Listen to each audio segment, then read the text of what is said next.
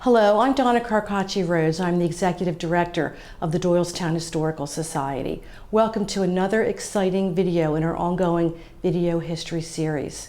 Our mission at DHS is stated as preserving and celebrating the creative and historic significance of Doylestown and its neighboring communities. I thank each of you for your support in providing this program, our tours, our speakers, and our exhibitions. Jonathan McSurdy, our interviewer today, was originally introduced to DHS when the group was still meeting in the Borough Building on West Court Street. He joined at his first meeting and has been associated with DHS ever since. Thank you for being part of this valuable and important work to keep history alive for us now and for our future.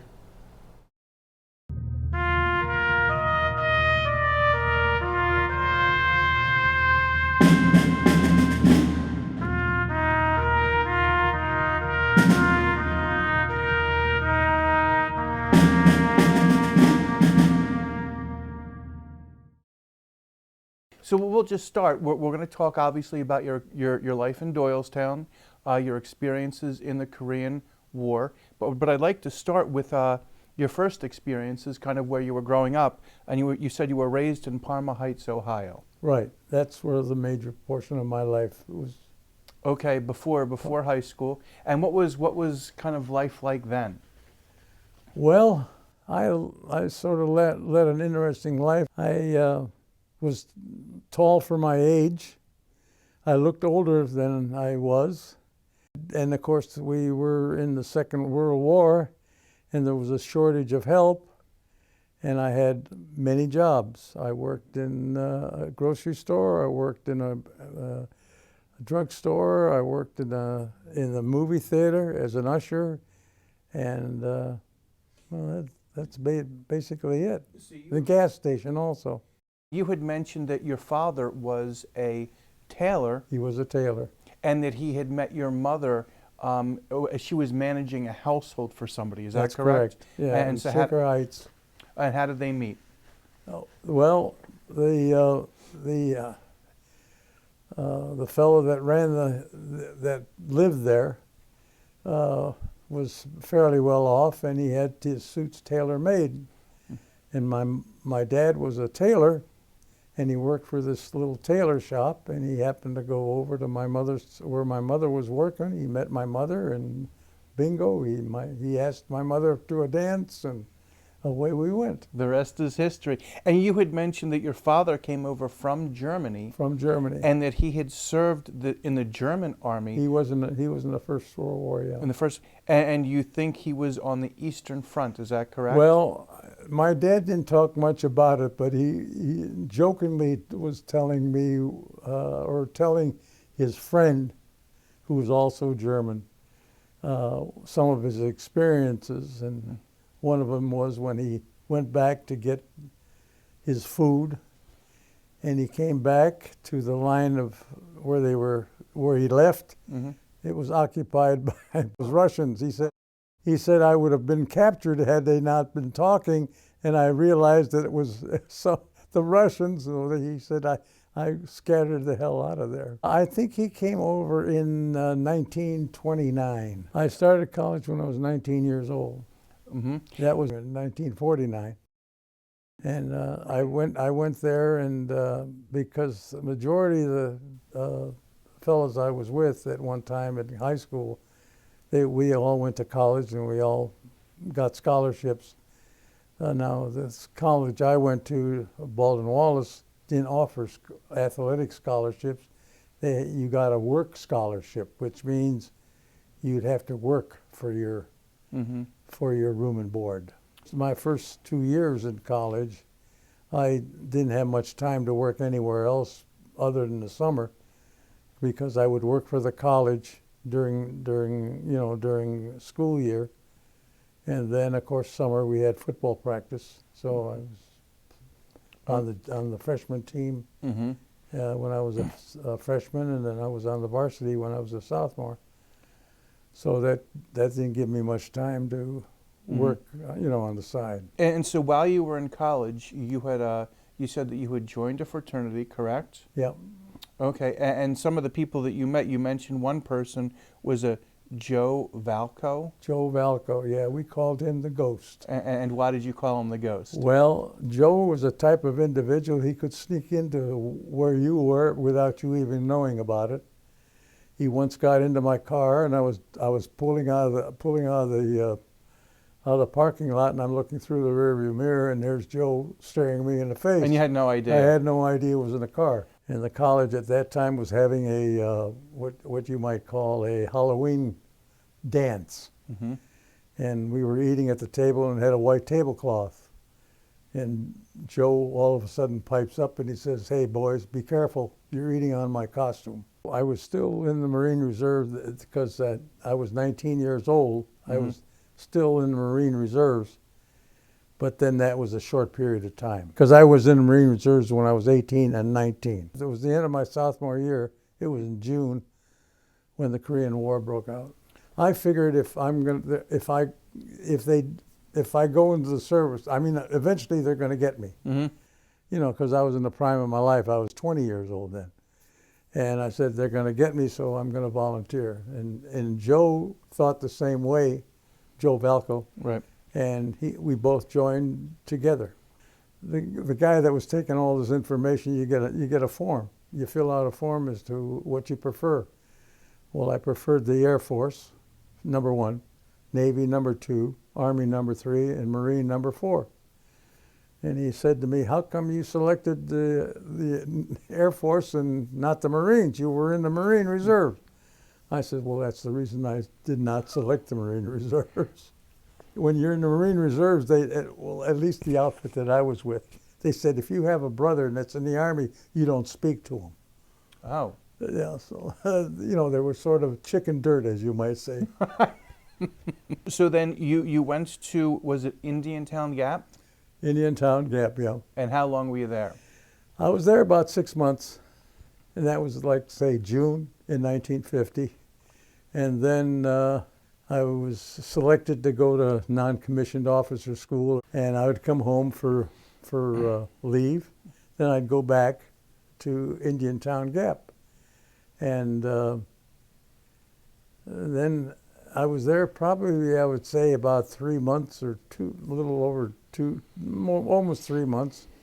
And they said something came down from the government, anybody in the States at least 2 years is going back overseas, either to Europe or Far East. So that I had to go back, and then of course when I went back, they got another leave. Of course, then I had that leave, and then I went they flew me to Seattle. Oh, I found out right then that I was going to Korea. We landed in Japan. Then from Japan, we went to Incheon, or in the area around Incheon, and that's where we were placed in our regiments or our divisions. And you said it was the 9th Regiment? I was with the 2nd Infantry Division in the 9th Regiment. Howe Company, that's H Company. Of course, I was assigned to the 2nd Division in the Howe Company. I went to where that company was located. Now, where it was located at the time, I had no idea, being just arriving there. I didn't know where I was. I was going up this hill in the middle of the night, and I was carrying the tripod because when I was being selected to go in the 2nd Division, there was a smart guy, a smart rear end guy who said, "Who can type?" And I raised my finger. I can type. "Yeah, you're right. You're an 1812." And I said, "What the hell's an 1812?" "That's a machine gunner." Is it? So as we were going up this hill that I told you about, I had the tripod, and this what you call a second gunner had heavy 30. And when those flares shot up in the middle of the night, he sort of got scared and dropped the weapon and sort of took off on me. So I picked up the heavy 30, put it on the tripod, threw it over my shoulder with the can of ammo, and I went up the hill. It wasn't an outpost or anything. It was the main line of resistance. The what they called the MLR. when morning came around, of course, I went into this bunker, and there was another guy there that I was replacing, and I got in there and I looked at the weapon and so forth, and I started to fire it. I wanted to see where. In other words, when you set up your weapon, you set up so you can get the elevation and so forth of certain areas. You know, in other words, if you have a traverse, you hit, you know, you don't have to fool around with the weapon. You can traverse right on the spot you want to hit. So I did that, and I'm firing the weapon, and he takes off on me. And then after the weapon stops, nothing happens. He comes back and raises hell with me. He says, "You know, you could have had a round put in on you." Well, hell, I didn't know any different. I see. In other words, you were kind of telling him where you were. Tell him where I was, Yeah. and that the round could come in on me. So, you know, you picked up various things over time. Sure. And so during this time, you told me a story. You were in a bunker, and that nature called, and so you left the bunker. Yeah, but nature called on that, and I left the bunker, and a round came in. I mean, you know, this was on the main line. A round came in and sort of disrupted the bunker, you might say. In other words, disabled the bunker. Right.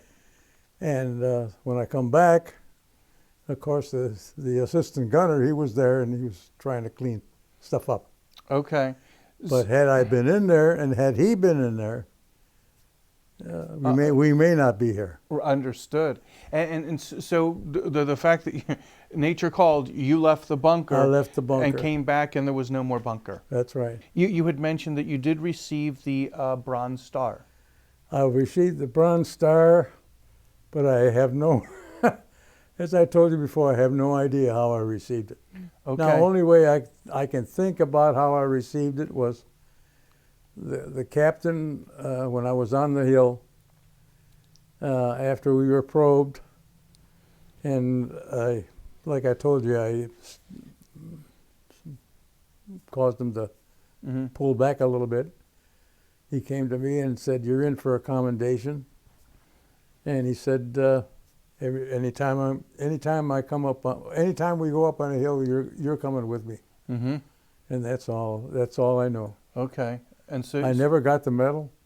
Okay. And the only time I knew I had a medal was when it's on my discharge papers. You had also mentioned that you were on a hill, and I guess you had just taken the hill, and you were going for some sandbags to reinforce something, and yeah, the gun position that I was supposed to be in charge of, it was somewhat disturbed, and I wanted to get some more sandbags. So there was some sandbags like on top, more almost like the CP near the CP of the hill, and the command post. And I was going to pick up this sandbag. I had my hands on the sandbag. And the only reason I remember this so clearly is because I see these boys on Wounded Warriors and everything, and I always say to myself, that could have been me. So I was ready to pick up that sandbag. And boy, I saw that what looked like a grenade. And I got away from it. right. I told some guys about it, and we put another grenade there, and that grenade blew up the other grenade. I see. So you had, no one's going to go and pick it up. right, You know? right. So you had numerous close calls while you were there. Yeah, the bunker and this one, and then I was on the main line, and I was talking to the guy with the main line that was hilly, and I was talking to the guy in the next bunker, and I said I was, conversing with him, because there were times, and maybe some of the other guys you interviewed that went to Korea, the Chinese had a habit of finding out things, like names, and they would during the day they would holler out your name on the megaphone. They'd holler out your name. Oh. and ask you when you're going home, and you know, why don't you go home now? You know, instead, you know, like that kind of BS. And a round came in, and fortunately for me, there was a string of wire with the stakes, Mm-hmm. and all I heard was ping, ping, ping, ping, ping, ping, which means if those wires weren't there and the stakes weren't there, some of that would have gotten me. Right. You hear a round come in, you duck, Mm-hmm. and then the ping, ping, ping, ping, ping, ping, ping. And so Oh, okay. I get it. I was that time, and like I said, the bunker and Mm-hmm. So numerous times, yeah, very close several calls. times I could have been Right. on an ad, you might say. Mm-hmm. So that's I said this before, but you know, all those close calls, obviously if you know you're here, you know, just it's by the grace Yeah. of God. Yeah, I was lucky. I was lucky. Yeah. Mm-hmm.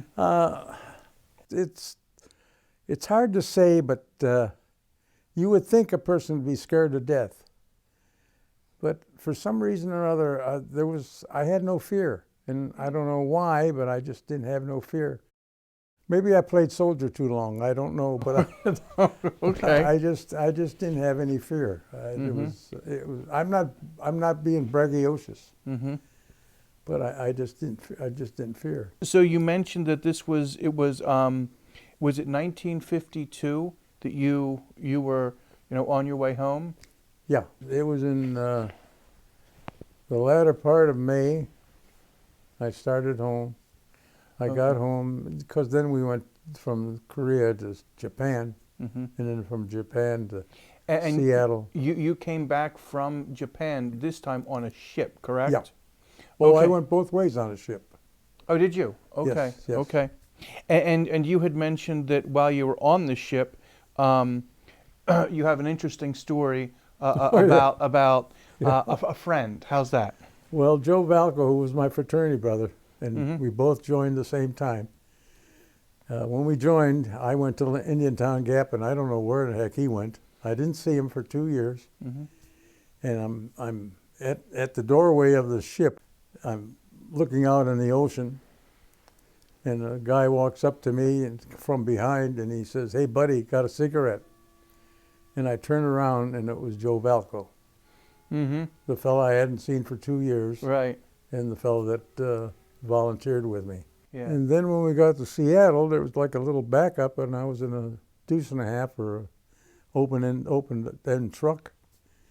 And I'm looking over the side, and the guy calls out my name, and I look at him, and it's John Woods, a fellow that I knew in Parma Heights, who lived a block away from me.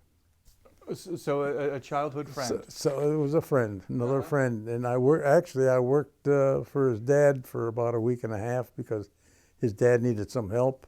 He was a cement contractor and needed some help, so I helped him. And his mother,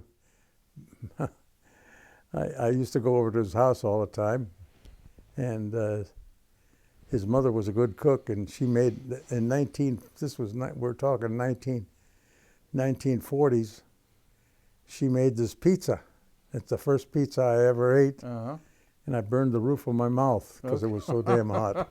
He said, "You might get home before me," and I said, "Well, who knows?" He says, "But if you do," he says, "don't tell my mother you saw me. Mm-hmm. Don't tell my mother I'm home." Okay. So I did get home before him, and I did go to see. I had another friend that lived right 2 doors down from John's home, and I saw his mother. And his mother would start to talk to me and so forth, and see how glad she was to see I was coming home. And she says, "You know," she says, she saw one of these tea leaf readers. Now you got to remember, she's Italian and spoke a little with a dialect. Mm-hmm. And she says, she told me, Johnny's coming home. And I almost fell over fell over when she said that. Right. Because I saw him and he was coming home. Yeah. Now, so when you got back, you finished college. Yep. You did your. Yeah, well, it took me 3 more years to finish. In other words, I was in college 3 years. Okay. When I got back, I went to play ball again for a year, but I injured my knee. Okay. So that ended that. That was an interesting thing too. After my knee healed, I knew I wasn't going to play again. So I happened to be in the gym, and this wrestling coach got a hold of me and asked me if I'd be interested in wrestling. Mm-hmm. So I didn't said, well, why not? So I was on the wrestling team. And this is when you were finishing up college. That was in Ohio, the college I went to, Baldwin Wallace College in Berea, Ohio. And then how did you meet your wife, Edna Mae? Well, my wife was, she was in our sister's sorority. Of course, you know, things were a little different when I got back. The fellows were a little different. They weren't, should I say, as mature. There was 5 of us that came back from the service. Some of us were in the Navy, Mm-hmm. some were in the Army. One was a Marine. We were a little more mature than the college kids. Right. Well, we had a sorority, and of course they didn't maintain the house too damn well, and we sort of tried to clean, you know, straighten them out. Mm-hmm. And we had the sorority sisters come over, and they were washing our windows, and you know, cleaning up the house. I see. And I was in the driveway, and Edna Mae, she was washing a window. And I said to Edna Mae, I said, make sure you do those clean. Make sure you clean them well. Mm-hmm. And that's how we met. Okay. Then summer came, and I called her out of the blue. I called her home out of the blue and asked her to join me when the school started again. Mm-hmm. And that was in my senior year. And we got married in 1956, December of 1956. Okay. And then so this was out in Ohio. Yeah. And then what brought you to the Doylestown area? I was actually transferred to Pennsylvania. I saw an ad in the paper for Diamond Alkali for sales. I applied for it and got the job. Well, I stayed in Ohio for about a year. I worked in what they called central order, and then branch managers would come in and interview, you know, the fellows that they wanted for their district. Right. And I was selected to come to Pennsylvania. Mm-hmm. I was up in northeast Pennsylvania, and I commuted back and forth to Ohio for about a year because Edna Mae was pregnant and was going to have a child, and because she was teaching in Ohio. At the same time, I was working in Pennsylvania. And I would commute every weekend back to Pennsylvania from Bloomsburg to Warren, Ohio, every weekend. Tom, I could take the mailman's oaths, you know, through storm and whatever have you. And that lasted about a year. And then finally, I got this job in Philadelphia for Philadelphia sales, and that's when we moved to Chalfont. And we lived in Chalfont for, say, from 57 or 58 to 64. Okay. And then we bought this house. Because Edna Mae, she taught music in the Central Bucks District. Right. She mentioned she taught for 35 years. Yeah, somewhere in that area. Yeah. Okay. And so you moved to Doylestown in the early 60s. So in 1964, we bought this place. Okay. And so what was Doylestown kind of like in the early 60s? You know, I was thinking about that when we were talking before. You can't imagine looking in Doylestown now and comparing it what it was when we moved here in 64. Mm-hmm. When the Chevy agency was like a one-building agency with one car in the showroom, and it was next to Starbucks. If I recall, there was a Chevy agency there, mm-hmm. and it looked like it was just like a little store. Okay. Now the Pontiac agency was the same way. It was a house. It was a house. It was like an overmade house, right? Mm-hmm. Off a side street. And where was this in Doylestown? It was in between Doylestown and Cross Keys, mm-hmm. on the right-hand side. And it was like a makeover house. Mm-hmm. That was the Pontiac agency. Now the biggest agency here was the Buick agency. I think their name was Harris. or something like that. They had a regular building with maybe 3 cars in a showroom and what have you. That was Doylestown. That was a small little town. Right. And now look at it. You mentioned Starbucks. What was in that Starbucks? Oh, that was a furniture store, a nice furniture store, a big furniture store. And you had also mentioned Carol's Hardware. Carol's Hardware, yeah, that was the only hardware store that I recall that in Doylestown. Then later on, down one street, they had a hardware store where the rug place is right now. Okay. The Oriental Rug store is right now. That was their hardware store. It was a bigger hardware store. Right. But Carol's was a good hardware store. They had if they didn't have it, they'd get it for you. Okay. They were very good. And you mentioned going to a barber's that you still go to. Yeah. Yeah, there was a barber on Main Street, and he must have known everybody in Doylestown, because you'd be in there getting your hair cut, and he'd see somebody walking by, he'd leave you, go and talk to the guy, come back and finish cut. Yeah, you know, where a haircut maybe it'd take 20 minutes, you'd sit in there for a damn hour. Okay. And when did you ultimately retire? I retired. Well, I retired several times. I retired from Oxy in 1987, and then I worked for Delmar Chemical. That was a distributor of mine when I was with Occidental Chemical. And then the fellow that I used to work for with Occidental Chemical, he was working for Keeney Chemical out of Jersey, and he asked me if I'd want to work again. I told him I was a little tired of work, tired of sales.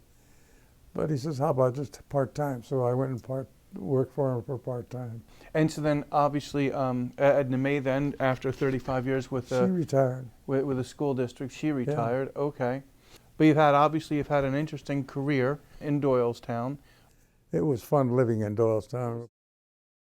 We had good neighbors, and the people were very friendly. They were helpful. You could count on them.